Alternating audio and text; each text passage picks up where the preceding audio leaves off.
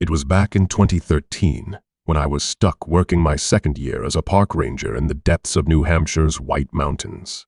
If you've ever hiked out there, you know what I mean. Thick, suffocating forests, peaks that make you feel like an ant, and valleys so damn quiet they put you on edge. Sure, it's pretty during the day, but once the sun drops, it's a whole different beast. I was stationed near Deep Trail, about 20 miles from anything resembling civilization. The job? Nothing glamorous. Patrolling trails, clearing debris, babysitting clueless hikers, and making sure nobody got themselves mauled by a bear. It was fine at first. Hell, I even liked it.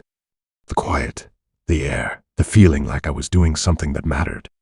But let me tell you something, the woods out there, they're not just wild. There's something else entirely. And I learned that the hard way.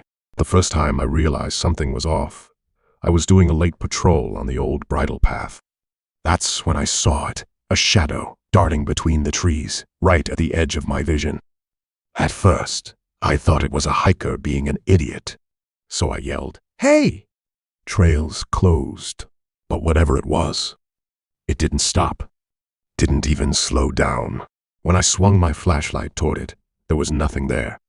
Just trees and silence. I told myself I was tired, that it was nothing. But I knew better. Then came the sounds. Sharp, unnatural whistles that echoed through the trees, like someone trying to mimic a bird but failing miserably. And the screeches. Jesus. High-pitched, blood-curdling, and just plain wrong. I've heard a lot of animals in my time, but this wasn't any owl or coyote. It was something else, something that didn't belong. One night, I ran into a fox on the trail. Normally, they're skittish little things, right? See you, bolt the hell away. Not this one. It just stood there, dead center on the path, staring at me. Its movements were off, jerky, like a marionette being yanked around by a drunk puppeteer. And its eyes? Jesus Christ, its eyes. They were too big, too damn shiny, like they were reflecting something that wasn't there. I shouted at it, trying to scare it off, but it just cocked its head like it was mocking me. I backed away, one step at a time, and when I looked back, it was gone. Just gone. No sound, no movement, nothing. But the worst. The night that still makes my skin crawl. That was late October. Foggy as hell, air so thick it felt like you could choke on it. I was driving back to the station after checking a campsite near Mount Lafayette. The road was slick, my headlights barely cutting through the mist, when something darted across the road. Fast as hell, but big enough that I couldn't miss it. Tall, spiked, and jagged, like someone had taken the worst nightmare they could think of and slapped it into reality. It wasn't an animal. It wasn't human. It was something else. Something that shouldn't exist. I slammed on the brakes, heart pounding like a drum, and just sat there, gripping the wheel like it was the only thing keeping me grounded. The forest around me was dead silent. No crickets, no wind, nothing. Just the sound of my own shaky breath. I didn't get out. I wasn't stupid. I just sat there, staring at the spot where it had disappeared, until I finally worked up the nerve to drive back to the station. The next morning, I found clawed prints near the mailbox outside the station. Massive, deep, and completely unnatural. No bear or mountain lion makes tracks like that. I called over a couple of the other rangers, but they just shrugged it off. One of the older guys muttered something about leaving it be, but that didn't do shit to settle my nerve. Locals started whispering about skinwalkers and other spooky crap, but I didn't care about their stories. All I knew was that something was out there, and I wanted no part of it. After that, I started carrying a rifle on my rounds, even though it wasn't regulation. Screw the rules. I wasn't about to get torn apart by whatever the hell was lurking out there. I couldn't take it anymore. The stress, the fear, the constant feeling that I was one step away from something I couldn't fight. I put in for a transfer, got the hell out of there, and never looked back. That was the year 1992, a day when I decided to tackle a brutal section of the Appalachian Trail near the Great Smoky Mountains. I'd been hiking for years, covering trails that most people wouldn't even dare to think about. From the Adirondacks to the Rockies, I'd seen it all. Sheer cliffs, grizzly territory, hellish weather, none of it fazed me. I thrived out there, in the wild, where every step feels like you're earning something. The Smokies was supposed to be just another trip, a tough one, but nothing I couldn't handle. Turned out, I had no goddamn idea what I was walking into. I parked my truck at a trailhead about 20 miles from the nearest town and started hiking in. Took me a solid 8 hours to get deep enough where I knew I wouldn't see another soul. That's what I liked: solitude, no distractions, just the trees, the dirt, and the sound of my boots. By the time I found a good spot to camp, the sun was already dipping low. I set up near a small clearing, got my tent pitched and my fire going. My rifle was propped against a log within arm's reach because, let's be real, you'd have to be a damn fool to come out this far unarmed. The hike had been grueling, but that's what I loved. 15 miles in, cutting through dense forest and rocky terrain. My legs were screaming, and my back felt like it was carrying half the trail, but I didn't care. I was exactly where I wanted to be, or so I thought. Just as the last sliver of daylight vanished, I saw it. A massive dog-like figure, standing stock still. Its eyes, Jesus, those eyes glowing faintly in the dim light. It didn't move, didn't blink, just stared. I've seen my fair share of wildlife, and this wasn't normal. My gut was screaming at me, but I'm a stubborn.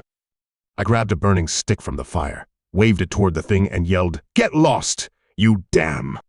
Normally, that'd be enough to spook anything with half a brain. But this thing, it just turned, slow and deliberate, and slinked back into the trees like it owned the damn place. By midnight, I was out cold in my tent, dead to the world after that hike. Then came the noise. Loud, deliberate rustling, like something big was moving just outside. Then the growls. Low, guttural, and mean as hell. I snapped awake, heart hammering, and grabbed my flashlight and hunting knife. For a second, I just sat there, listening. Whatever was out there wasn't in a hurry. It was circling my campsite, crunching leaves and snapping twigs, letting me know I wasn't alone. I unzipped the tent as quietly as I could and stepped out. The fire had burned down. I swung the flashlight toward the noise, and there it was, standing on 2 legs, pale and gaunt, with limbs that seemed too long for its body. Its skin looked stretched, almost translucent, and those glowing eyes locked onto me like a predator sizing up its next meal. Its movements were jerky, unnatural, like it didn't belong in its own skin. "Who the hell are you?" I whispered. This wasn't something I could explain away as a bear or a wolf. This was something else. Something wrong. Then it moved. Fast. Faster than anything that big should have been able to. I bolted for my rifle, grabbing it from where it leaned against the log. The creature lunged, and I barely had time to lift the barrel before it was on me. I pulled the trigger. The shot exploded in the silence, and the creepy creature staggered back, shrieking like a banshee. But it didn't go down. It crouched low, those glowing eyes locked on me, and I swear it was grinning. My hands were shaking, but I racked another round and fired again. This time, I hit it square in the chest. It let out another scream, this one more animalistic, and darted back into the trees, disappearing like a ghost. I stood there, panting, the rifle still raised, waiting for it to come back. But the forest was dead silent. I didn't wait around to see if it was gone or not. I threw my gear into my pack, stomped out what was left of the fire, and got the hell out of there. I didn't care that it was pitch black, didn't care that I was miles from the trailhead. I just kept moving, flashlight in one hand, rifle in the other. I finally reached my truck and drove away. Some folks whisper about skinwalkers, those shape-shifting monsters from Native American lore. I don't know if I buy into all that, but I'll tell you this. That wasn't any animal I've ever seen, and it damn sure wasn't human. That night was the closest I've ever come to dying, and it changed me. I've faced down grizzlies, gotten caught in blizzards, even had a close call with a mountain lion once. But nothing compares to that night in the Smokies. I'll tell you this about what happened to me that day, the day at the deepest trail of Appalachian woods. It was late October 2002 when me and Randall decided to camp deep in one of the most remote sections of the trail. Yeah, that's the same stretch where locals love to spin their yarns about shadows in the trees and people vanishing reports. We'd heard the stories, hell, who hadn't? But we figured it was just campfire stories. We were cocky, young, and looking for some peace and quiet away from civilization. We started our hike just after noon, lugging our gear through trails that most people wouldn't touch. It was about 15 miles from the nearest ranger station, and once we got about halfway, it felt like the world just stopped. No birds, no squirrels, just the crunch of our boots on leaves. That's when this old guy, some hunter, I guess, came out of nowhere on the trail ahead.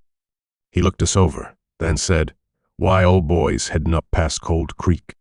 We told him, yeah, that's where we were headed. He shook his head, his face grim. "Don't go past the ridge," he said. "Ain't safe up there. Folks don't come back." He looked dead serious, too. Randall laughed it off, saying, "We'll be fine. We're packing heat." That much was true. We both had rifles strapped to our packs, loaded and ready. The old man just muttered, "It's up to you guys," and walked off like he didn't want any part of us or where we were going. We pushed deeper into the woods, covering about 8 miles before we found a decent spot to camp. It was a small clearing surrounded by these massive, ancient trees. Felt almost claustrophobic. By the time we got the fire going and the tents set up, the sun was already dipping below the horizon, and the shadows stretched long and eerie.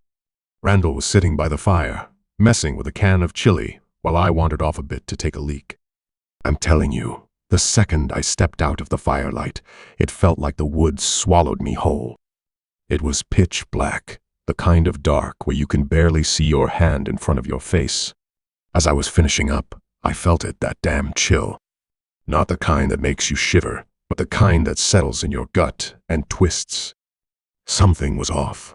And then I saw it. It was just a shadow, something tall and thin moving between the trees. But when it stepped out into a patch of moonlight, I damn near pissed myself. This thing wasn't human. It was 8, maybe 9 feet tall, with skin so pale it almost glowed. Its arms were too long, ending in these freakish 3-fingered claws, and its eyes. Those eyes, big, black, and shiny, like twin orbs staring straight into my soul.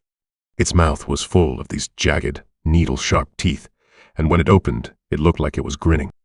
But it wasn't a grin, it was hunger. "Randall," I scream, my voice cracking like a damn kid's. "Get over here." The creature tilted its head at me, almost curious, and let out the sound, a low, guttural growl that vibrated through my chest. My knees locked up for a second, but then I bolted back toward the camp like my life depended on it. And believe me, it did. Randall was already on his feet when I got there, clutching his rifle. "What the hell's going on?" he barked. I couldn't get the words out. All I could do was point back toward the trees, and that's when we both heard it, heavy, irregular footsteps crunching through the underbrush. It was coming. Fast. Randall and I both raised our rifles, aiming toward the sound. "You see it?" I nodded, barely, as the creature stepped into the edge of the firelight. It looked even worse, up close. The firelight showed off its sickly pale skin and its eyes. God, those eyes. They reflected the light, like an animal's, but there was something intelligent in them, something that knew exactly how scared we were. "Shoot it," I hissed. "Shoot the hell thing." Randall pulled the trigger, and the crack of the rifle shot echoed through the trees. The creature jerked back, letting out this unholy scream. But it didn't drop. It crouched low, like a predator, and that's when it made its move. It lunged at us, faster than anything that size had any right to be. Randall fired again, but he missed, and the thing was on us. Its scream was so loud, so goddamn piercing, that I froze up.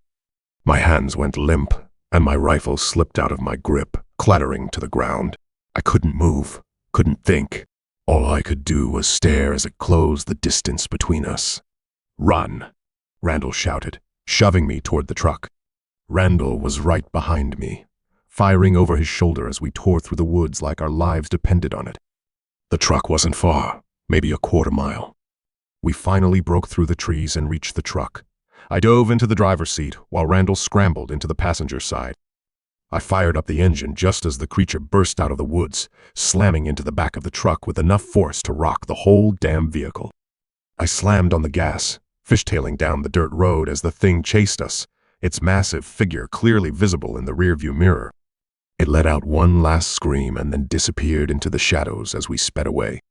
After reaching a safer location, Randall looked at me and said, "What the hell was that?" I didn't have an answer. I still don't.